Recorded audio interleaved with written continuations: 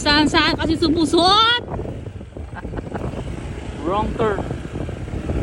Hello mga mare, no karaanin nag-post ako na meron kaming dinayo na pansit kabagan. So ito na yung pauwi kami at ayun nag-explore yung jowa ko ng daanan. Kaya planong patapos namin kumakain meron siyang pinapanood at natatawa daw siya. So ito pala yun guys. Itong dadaanan pala namin mga mare, hindi ni-expect ni jowa na dumaan pala dito si Google Maps.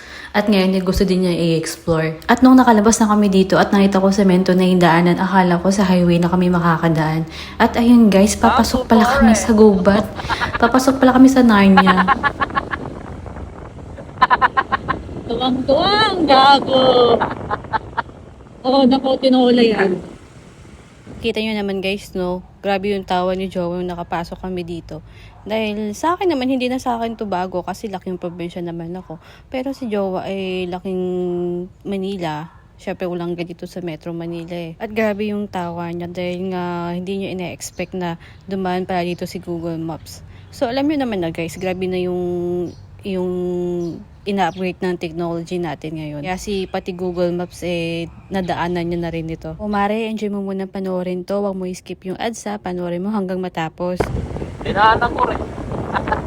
Totoo nga ang nasa video ni Google.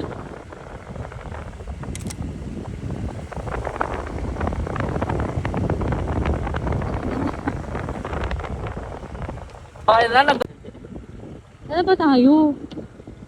sa Narnia.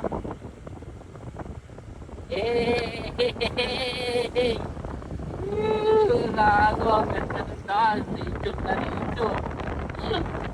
Hindi ko ako lang tumataan dito eh. Yung mga taga dito ay dumadaan dito eh, no? Parang may sasalubong ng pupugot ng ulo mo dito. Sa wrong turn. Bigla ka na napapanain. Ano? Ito si Ate. Sigit siya.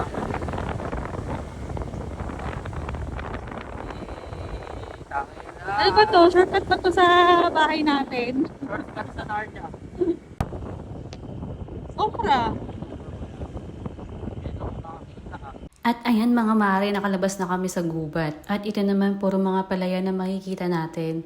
Ang ganda mag-rides pag ganito yung makikita mo, no? Aliwalas. So mga mare, hanggang dito na lang. Thank you for watching. See you in my next video!